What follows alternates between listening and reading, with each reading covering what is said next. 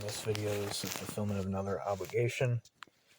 I have a story to tell you about interactions with Clonic.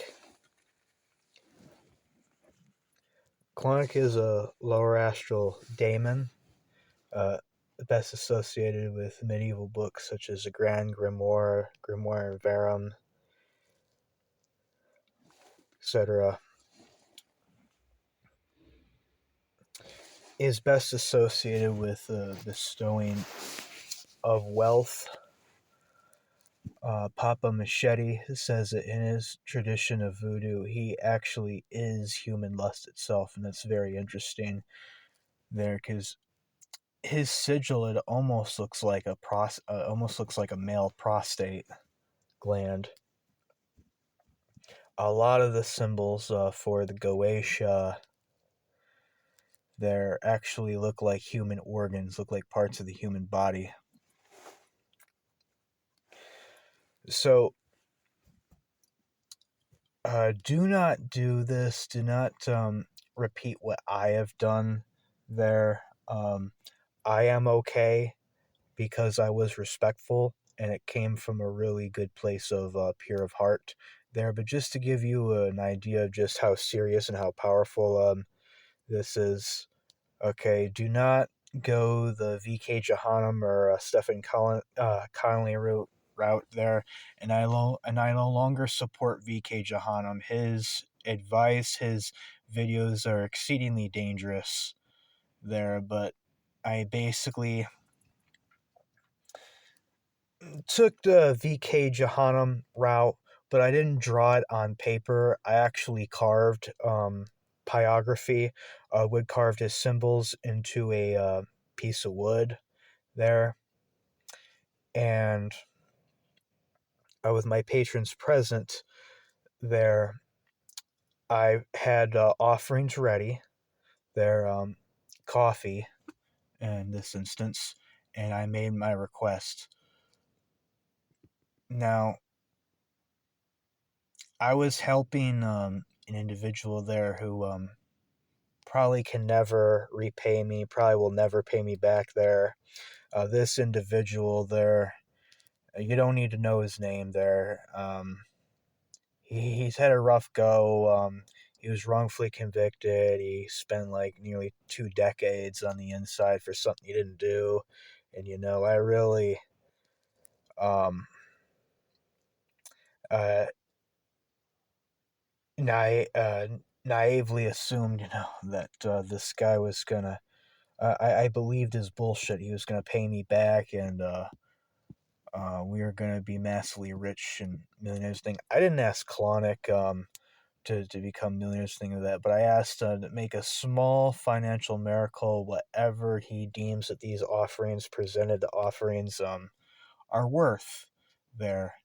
And not even 5 fucking days later, this individual who wasn't really my friend, it was more like a narcissistic relationship, toxic relationship. This individual actually was given a vehicle. I've been helping this individual for a couple of years. I kept him from starving to death in prison, and I kept him fed and everything, even paid his phone bill a couple of times on parole. So I've been, a huge support to him and everything. And at this point, this was like, how long? It was almost a year ago, maybe longer. End of 2024, early 2025, when I did this. They just produced a small financial miracle for this individual, and maybe he'll just stop just being an energetic drain. Not Clonic, of course, but this individual, this person, this wrongfully convicted individual who may not have deserved my help and probably can never pay me back and probably won't pay me back there. But I figured, if I just get him a car, get him a job and transportation, he'll stop being a drain. Well, Klonic did get him a vehicle by the end of that week. Fuck, it wasn't even like 5 days or something. Like, it was really fucking fast. Now, granted, this ritual, this request of him there, what I did, the second part of the ritual is like give him another offering of coffee, but do it or I pour out his coffee at a crossroads, particularly near a bank, because one of his titles, he is a treasurer of hell, or he controls hell's astral bank accounts. He controls the flow of astral currency, astral money in hell. That's one of his attributed powers there. So at a crossroads next to a bank, I poured it out for him over his wood carving. Um, and I did my best try to get as close to a bank. There's been other offerings, at crossroads, not all the time at next to a bank, but if you can get close to a bank, he really likes that. So just to show you how powerful, I mean, this is, like, even though the ritual, I didn't gain anything out of this, I didn't really get anything back out of this. This individual will probably never be able to pay me back. He probably won't pay me back there. But he got a car. It needs some work though, like it wasn't like a full, running car. It needs brakes and brake pads. It needs stuff done to it work. But I did take that very seriously, and even though I didn't get anything out of it, I didn't benefit, I still completed. I still followed up. I went to the crossroads again and offered him some more coffee there, as a thank you. Here's a follow up there. Thank you for doing that for this individual, even though he can't pay me back or anything like that. And that's really the only reason, the main reason why I turned out okay. Like most of you, they're like the Reddit occultists. They would ask Klonick for like $1 million mansion, or ask him to win the lottery ticket or something like that, and then get all angry when it blows up their face. Or they might actually win that lottery ticket and they're like, oh, I can just fuck the spirit over. I can just whatever. I don't have to complete my end of the bargain there, and they get burned. They actually get burned in the end. Um, Aragni Arcane Services wrote a really good article the other day. What happens when you anger a demon of wealth, from our blog. I'm just gonna read a couple of segments out of there, maybe not the full thing. I'll link to it in the description there. I'm not giving YouTube Google my ID, so you'll have to highlight, copy and paste, or cut and paste manually with the keyboard and mouse, okay? I'm sure you fuckers can figure that out there. So you'll have to cut and paste there the links in the script. It's not clickable. You'll have to cut and paste, put into your web browser of choice to read the blog.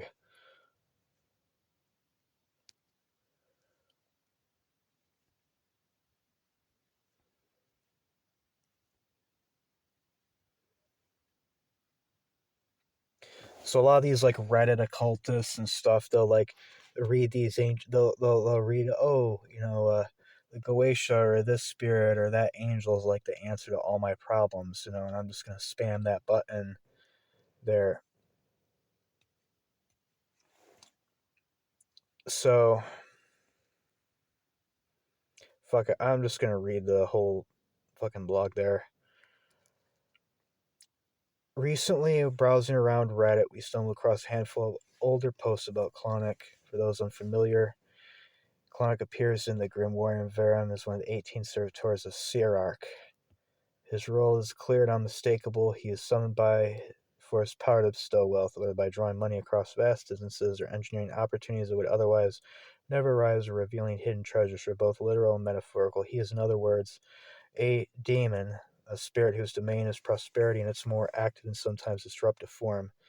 Now, this all sounds wonderful on paper, yet, as always, people's opinions on Klonic are widely divided. One portion of this practitioner who claimed to have worked with him speak glowingly. Everything went well, their requests were fulfilled, and the results were tangible. But on the other half, for being brutally sincere here, more than half voice a very different story. Why?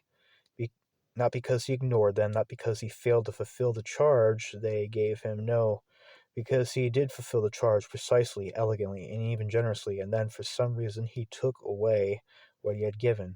In fact, not only did he take it back, he stripped them of even more, plunging them into financial strain or ruin. Suddenly, their miracle became a nightmare. You see, it is very easy to lean back and dismiss it with casual, well, Clonic is a demon after all. What did they expect? And yes, he is a demon. Make no mistake about that. There comes the most critical point. Demons generally do not revoke granted boons or tack on additional suffering for fun or for whimsy out of sheer boredom. Most demons, especially when dealing with wealth and prosperity, are not aimless tricksters who sabotage outcomes for entertainment. No, dear readers, we are seeing in these stories what happens if someone angers, neglects, or insults a spirit whose charge of dominion revolves around the flow and exchange of compensation of wealth. So, what did all these people do wrong? Hard to say with certainty, but the possibilities are glaring obvious to anyone who has a shed of experience. Maybe they were so thrilled by the sudden influx of money that they conveniently forgot to give him the promised agreed upon payment. Maybe they never understood that payment is not optional, it's not symbolic and not metaphorical. You pay when the charge is fulfilled, and you pay what was agreed upon. Maybe they thought they could outsmart a demon of wealth. Imagine trying to cheat a demonic banker who has existed for centuries. Perhaps they were careless with ritual etiquette or sloppily constructed the evocation, disrespected the force they were calling, or treated Clonic like a vending machine. Remember, Clonic is very indeed obedient to his conjurer, but only those who approach him properly and respect. Those who do not, well, we've seen the consequences. And then there's, of course, the most common culprit, the YouTube School of Instant Magic, TM, you know, the type, the VK Johannums and the Stephen Connolly types. Demon for Money finds a super powerful video for someone who's never so much drawn a proper sigil in their life. Just extract a light a candle on his seal and repeat his goetic end. That's it. No conjuration, no preparation, no offerings, no lights to depart. Just a candle and a printed seal performed like a bargain bin hoodoo charm scribbled on notebook paper at midnight so mom doesn't notice because the practitioner wants enough cash to buy the new PlayStation. Honestly, you'd be a lot safer and a lot better off if you were just doing bargain bin hoodoo charms. But don't try to mix currents. Don't try to bring the Goetia or bring like ancient deities into this. That becomes a problem. And then they are shocked when the spirit responds harshly, retracts the boon, or upends their finances entirely. If that is how you operate, you believe Clonic or any spirit or demon otherwise will sit quietly and reward you for your laziness, your disrespect, and your laughably incomplete ritual, then you're not merely a novice or dabbler, you are genuinely, unequivocally an idiot. Ritual structure exists for a reason. Ritual proceedings exist for a reason. Ritual etiquette exists for a reason. These are not decorative traditions. They are not cosplay. They are scaffolding that allows a volatile, powerful interaction to occur safely and correctly. But no, of course, it's because he's a demon, right? The moral of the story and our little rant is this: if you treat demons or any spirits like toys, shortcuts, or manifestations of your entitlement, they will treat you like an object to be corrected, disciplined, and collected from. Spirits of wealth, perhaps at times more than any others, respond precisely to what you put into the exchange. Respect them and approach them properly. Fulfill your obligations, and they will fulfill theirs. It's not a simple business. It's a simple business transaction after all. Fail, and the debt will be paid in one way or another, usually in a currency you did not attend. Oh, and the second moral is that Clonic is not your fucking ATM. I like that. And I like that. I agree that the second reason there why I was okay there is because I have been a friend of Cain, a Cainite practitioner for 3 years, and in any kind of medieval grimoires or any like type of Goetia or Vera magic, there's always some sort of sponsorship involved, whether the traditional Christian methods of evocation, which can get pretty abusive. I'm not down with sigil torture or anything like that. You know, there are some things that need to be restrained in sigil torture there, but they're not fucking demons. They're more like fucking. The only things that should be like sigil torture would be like evil fucking ghosts or fucking like astral parasites, whatever. Or if you look into like the left hand path, there.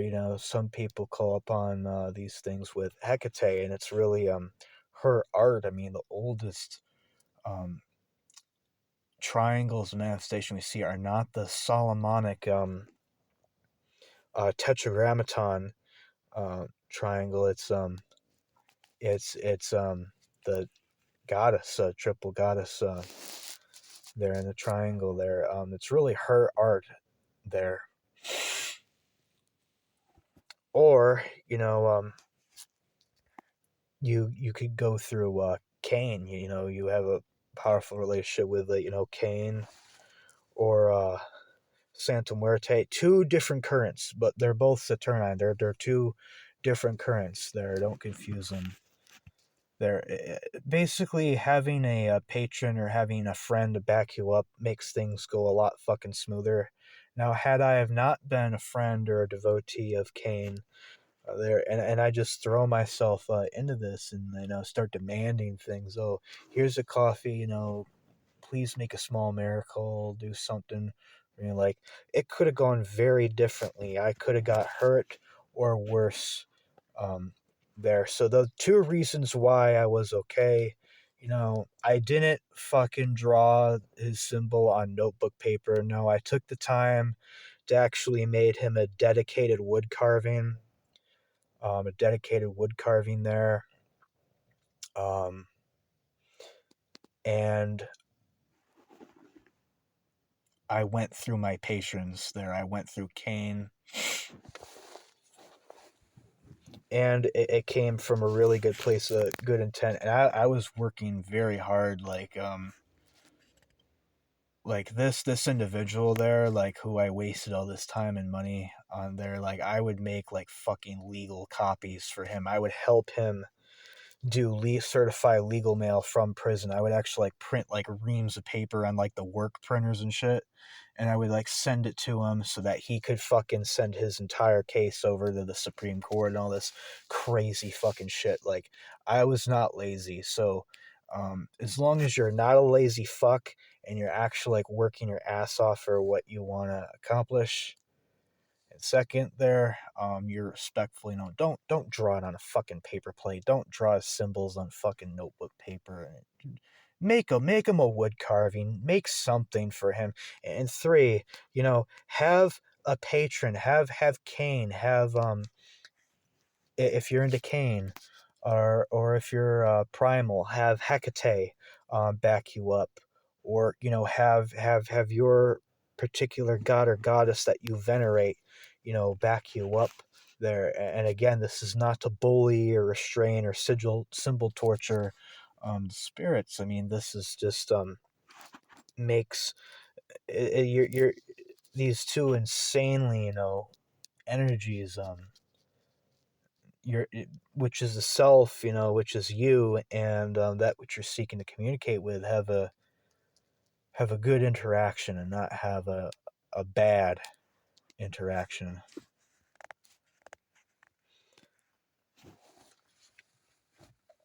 Yeah, a lot of the spirit sigils, they look like human organs. They look like vital organs and stuff. Like the two of Lucifer's multiple sigils there have to do with eyesight and actually look like the human eye, or have to do with the optic nerves there. Um, there's Goetia sigils that look like vital organs, that look like I forget its name there, but looks like a pair of lungs. Uh,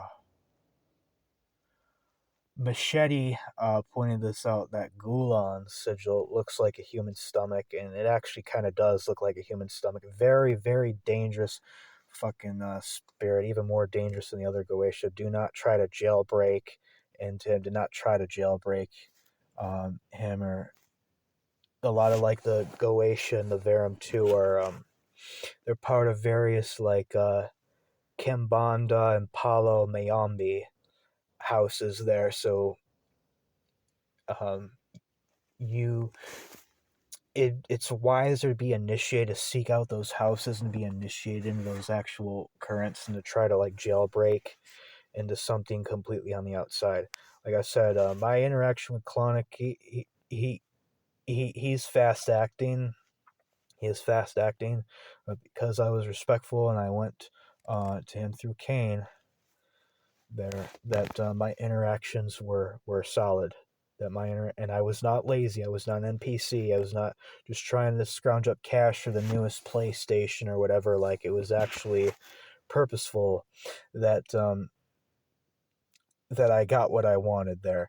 Just don't be a fucking profane there. Basically, if you're doing magic, to scrounge up money for the newest PlayStation, okay, you're fucking profane. You do everything except get a job, okay? You're drawing fucking sigils and shit on notebook paper to get money for a PlayStation, but you refuse to get a job there. You're fucking profane, and you're not worthy of the spirit's respects, and you're not gonna be fucking respected. You're gonna be shat and pissed on by the spirits, and rightfully fucking so.